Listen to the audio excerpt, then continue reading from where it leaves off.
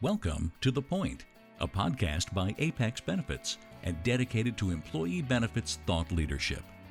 You can find more episodes for free on iTunes by searching The Point or Apex Benefits. Please rate, review, and subscribe to be the first to know about what we have in store for you.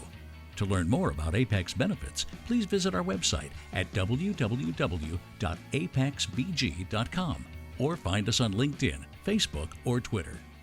Let's get to the point together.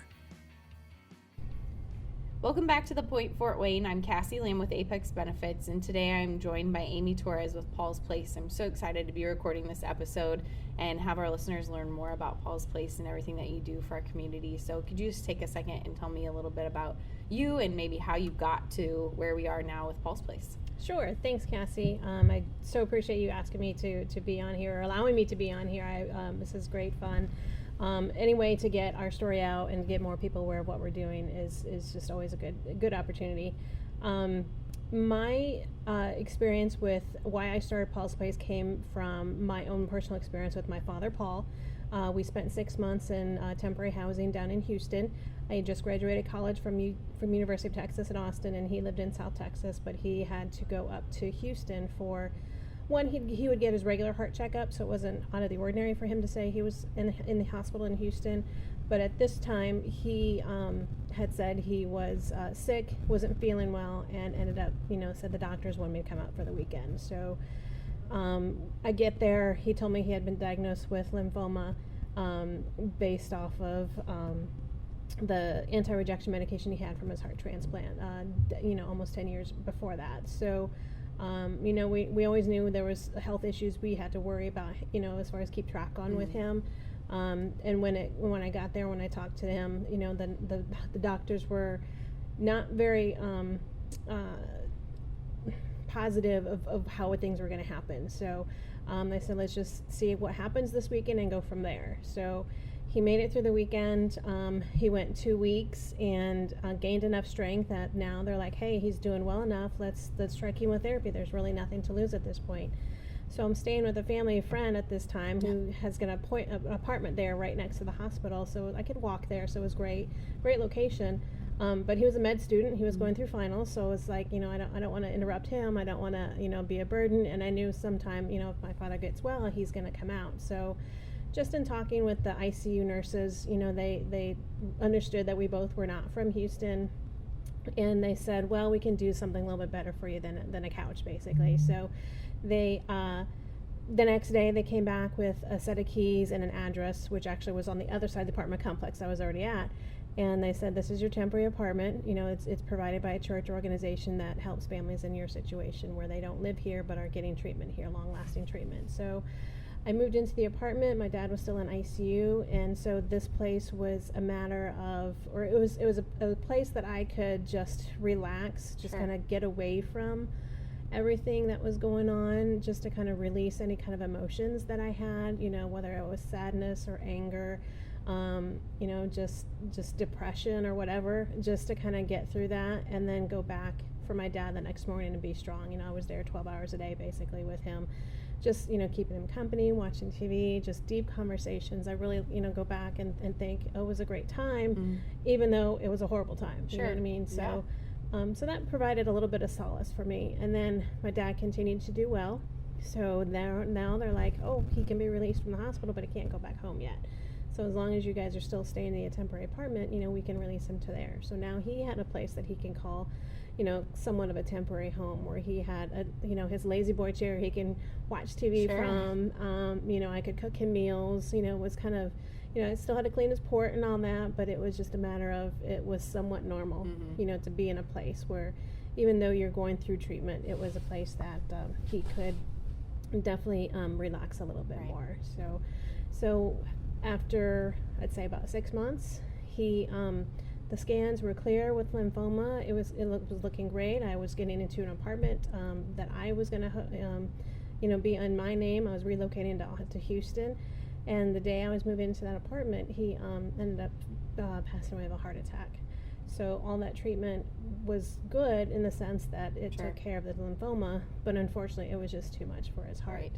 So yeah, the nurse, the doctors and the nurses, they were just devastated just as much as I was. The nurses came down from the ICU down to the emergency room, and they all hugged and they all cried with me. Sure. and kind of went from there. Had the emotions with you. Yes, yeah. They definitely had the emotions. And your dad was also one of the first people in Fort Wayne to have a heart transplant, correct? He was. Okay. He was actually the 52nd heart transplant in Fort Wayne. So that was in 1990.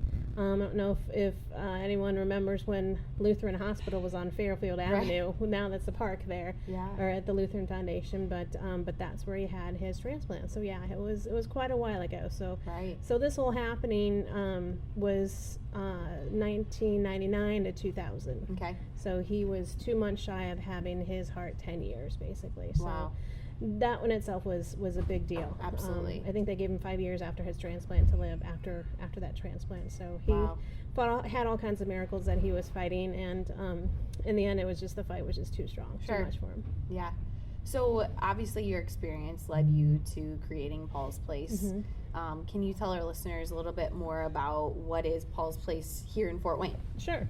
Paul's Place here in Fort Wayne, what we do is we provide the temporary housing for adult patients and their caregivers as they travel to Fort Wayne for medical treatment. So if they're getting chemotherapy from Parkview Cancer Institute, if they're getting treatment from the VA hospital, if they're having surgery at Lutheran, any hospital here in Fort Wayne. It doesn't have to be a specific hospital. Okay. We're in communication with their case managers or whatnot, or social workers or chaplains. Then that's how they would get in contact with us. Then we provide that temporary housing for them. There is a 3-month limit. If there's no wait list at the time and they still need room, then it's kind of like, okay, we'll continue as long as there's someone, not someone else here on the waiting list. So we've been fortunate enough to, we started housing our families in March of 2017. And at the end of last year, 2019, we provided over 2,600 nights of comfort for our families. Wow. So we have corporate leased apartments right now. It's a 2-bedroom, 2 full bath, and a 2-car garage. So makes a big difference in Indiana. Yes, a 2-car garage definitely helps. Even in the summer when it's hot or when it's raining, the driveways will still get slick there when it's wet. So that's one thing I wanted to make sure that we had for our families, is that they didn't have to worry about the weather as they're getting in and out of their vehicles. Right. So they have the conveniences of a home, just as their regular home, if not even better. Right. That they have the kitchen they can cook in. They have a laundromat. They have not a laundromat. They have a washer and dryer. Sure.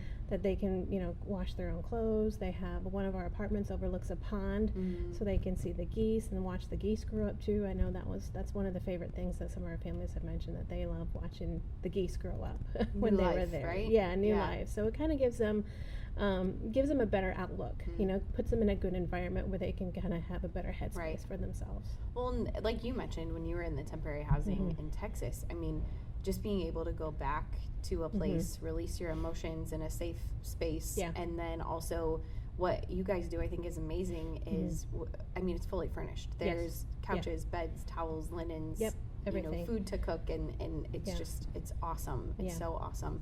So you have 2 spaces right now. Looking forward, is Paul's Place looking to expand to other rooms or spaces or apartments down the road? Yes, we actually are just starting a collaboration with Children's Hope House. They're allowing us to utilize 3 of the rooms with the St. Joe burn units there in St. Joe Hospital downtown. So as we know, the St. Joe burn unit went down south to Lutheran, right?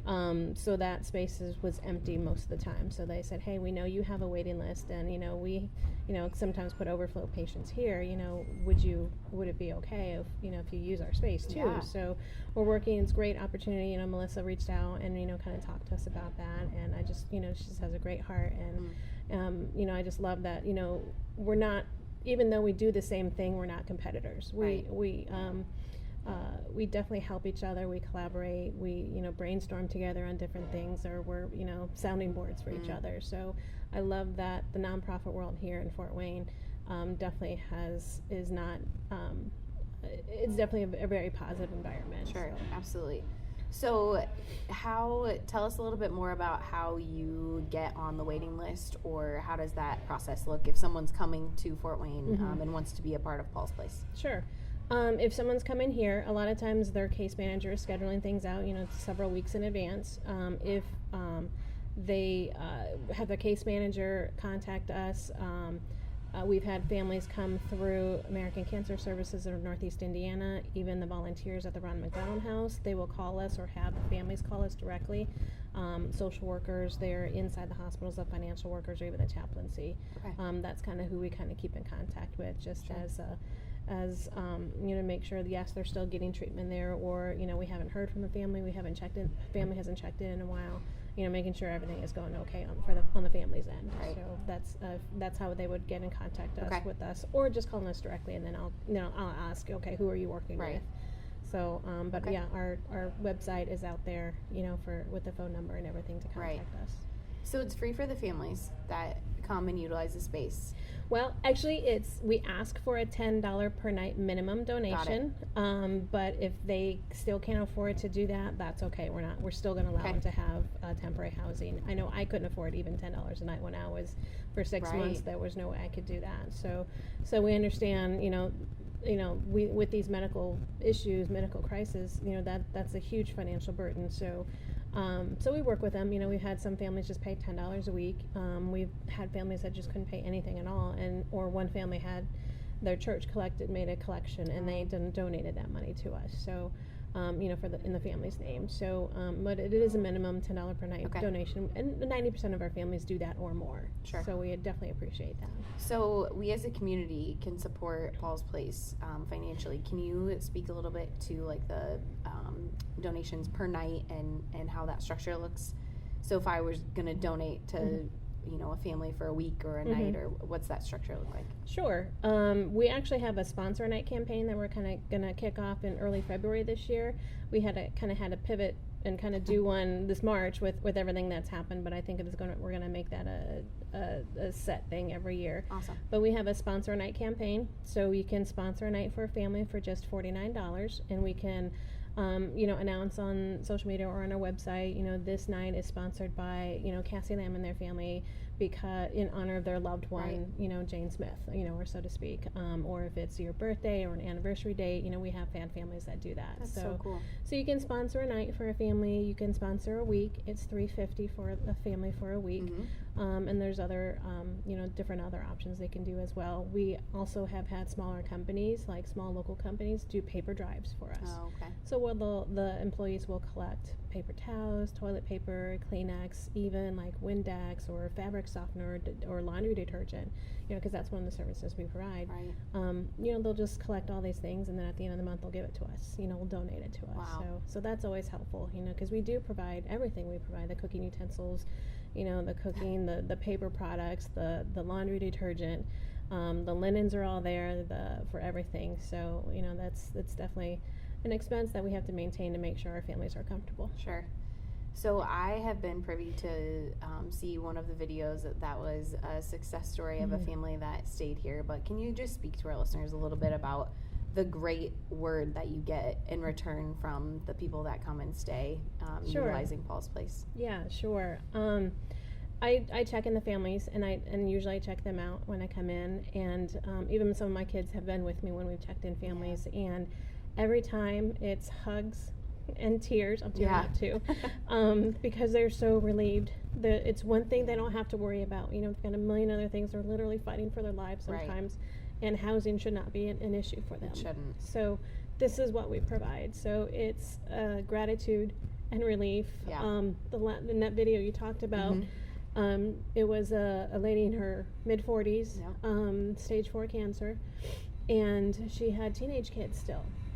So her and her partner kind of split time with the kids. One stayed, some of the kids stayed 1 week with her partner, and the other stayed with her for the week. And so on the weekends, they'd all come down and just sightsee. Yeah. If she felt up to it, they went sightseeing. They went on walks on the park trails, which are just absolutely beautiful. They, walked downtown just to see all the new stuff happening. They went to like somewhere close, like, Channel Lakes or something. They just did something together. So it was, she says her first night there, when her son was there with her, they watched movies and they had pizza, and then they went out and looked at the pond and the geese there, and they said that was the first day that her diagnosis was not part of their routine. Oh, wow. It was a way to be normal again. Right. And that's what I felt when I was with my dad. It Yeah. was, a way to be normal and not have diagnosis be, top Right. of mind all the time. Not have it define you in every single moment every day. Yeah. It's a big deal. Yeah. So when you can relieve that stress, and when you can be somewhat normal again, then it really just helps your immune system, and it really just helps the holistic aspect of Right. the treatment, and it just helps the treatment go along so much better. Absolutely. So obviously COVID put a damper on your amazing fun Grammy night this year. Yeah. Hopefully we'll do that next year in person. Yep. But you guys did such a good job of pivoting, and I feel like that's been like the theme word of the year. So hopefully everyone likes Friends, right? Yeah, pivot. Pivot. But obviously we as a community can support you through sponsoring a night or a week. And then watching out for the Paul's Place golf outing, which I was so lucky to volunteer for this year. It's just so cool to see so many people come together and really, raise money for a cause that we may not need right this moment. But who's to say in the future you won't come across that need? Sure. And so it's been really cool to be a part of and be surrounded by and learn more about Paul's Place as I've gotten to know you. And so other than sponsoring a night and a week, we'll make sure that we keep looking out for opportunities to support Paul's Place in the coming months and year. Sure. Yeah. Right now we actually have a birthday campaign happening in November. My little small family of 4, me and my 3 children, 3 of us have birthdays this month. So my youngest son was on Monday, so that was one of 3. Mine is actually next week, and then Happy birthday. Thank you. And then my middle daughter, my middle child, she will be 16 at the end of the month. So I usually do the annual month-long birthday fundraiser. So That's check awesome. that out on Facebook. Okay. And there's a story there, and a link on our Facebook page. The story of Paul's Place and through Forward Magazine. So, Awesome. Great stuff happening, and the golf tournament was amazing. We've had feedback from other companies, bankers that usually go to multiple golf tournaments, and they say that Paul's Place was the best one. It was so much fun, because it's a lot of people from different industries coming together, like you said, and a lot of people, don't really talk about that. There's the need for temporary housing, because you think, oh, you're an adult, you should be able to, drive back and forth. I'm like, well, when you're dealing with chemotherapy or a transplant or a surgery, you can't necessarily go back and forth every day. So that's something that the more I'm talking to people, they're like, oh yeah, well, I had, a friend of mine had that issue or had that scenario, or we did this with my father. One of our sponsors, they went to Florida for cancer treatment with their father, and then they end up going to Mexico too for different treatment. And so it's something that's there, but people just really don't talk about or not so much out in the public with it. Absolutely. Yeah. Well, we'll include a link to your website and the Facebook page so people can reach out to sponsor a night or a week.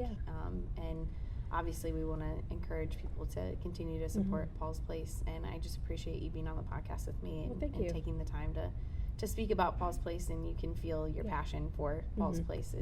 It's amazing to learn with you, and I feel like every time we have a conversation I learn something new. And so thank you so much for being with me. Sure. Thank you for having me. I appreciate it. You can find more episodes for free on iTunes by searching The Point or Apex Benefits. Please rate, review, and subscribe to be the first to know about what we have in store for you. To learn more about Apex Benefits, please visit our website at www.apexbg.com or find us on LinkedIn, Facebook, or Twitter. Let's get to the point together.